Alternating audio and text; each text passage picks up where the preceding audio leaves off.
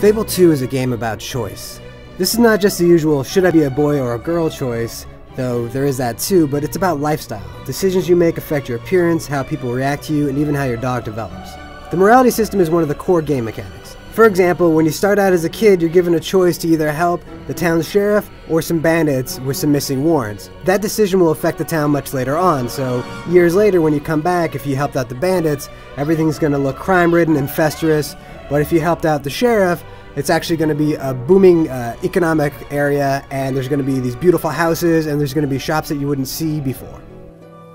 The system is pretty nuanced and there are a lot of things to consider. It ultimately comes off as kind of artificial. And the idea is to get you to feel your character progressing as a person, but you don't really get that sense. Sure, there are lots of little meters and numbers popping up to tell you if you're good or bad, but it really doesn't change the big decisions you make at the end of the game.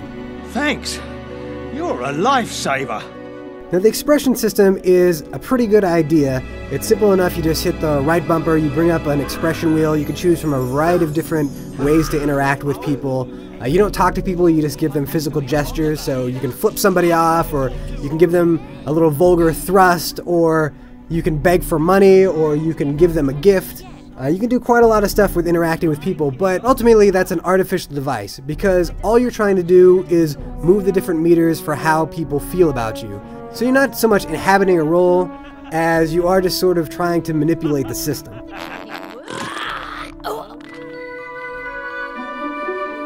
The combat is really fun. It's a really flexible and very simple system. The X button controls your swords, the Y button controls ranged attacks, guns and crossbows, and the B button is your magic. And it's just that simple. While it does seem like it would be a little bit limiting, there's actually a really good flow to the combat. It's very easy to move from, hacking a couple times with a sword and then whipping out your pistol and blowing a guy away, or then just casting a bunch of fireballs at people. That's what makes Fable unique, is that you're not just somebody who focuses on magic or swords or whatever. You're somebody who combines all three of these things to defeat the evil that is threatening Albion. One of Fable's big features is co-op play. Now unfortunately online co-op is not available until sometime shortly after launch, so it's not something that we could test.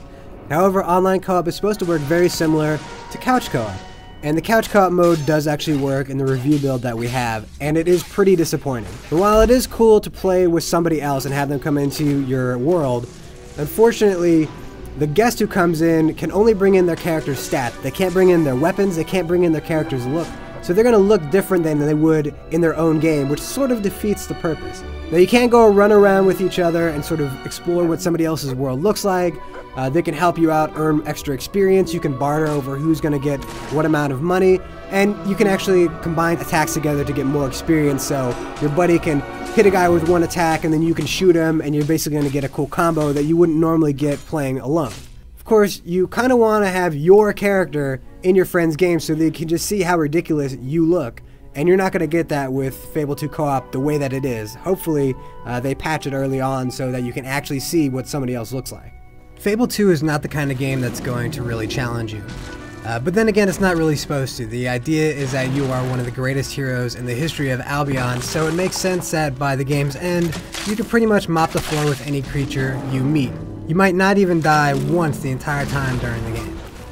If you have a real tunnel vision and you just run from all the main quest missions one after the other and ignore all the other cool stuff that there is to see in the world of Albion, you could probably get through the game within 8 hours. It's not that long, but you're going to miss out on the great experience that Fable 2 has to offer. If you invest yourself in caring for your dog, for having a family, for owning businesses, then when you come to the final decisions in the game, they're actually going to matter to you and mean something to you. So the more that you put into Fable 2, the more you're going to get out of it. With some of the high-quality RPGs such as Mass Effect and Oblivion that we've seen come out on 360 in the last few years, the bar has been raised on Western RPGs, and really, Fable 2 falls a little bit short of that bar. It's still a really great game, it's a lot of fun, it's just not up to that level of quality. For the full written review, head on over to IGN.com. Oh, really much appreciated. Lovely.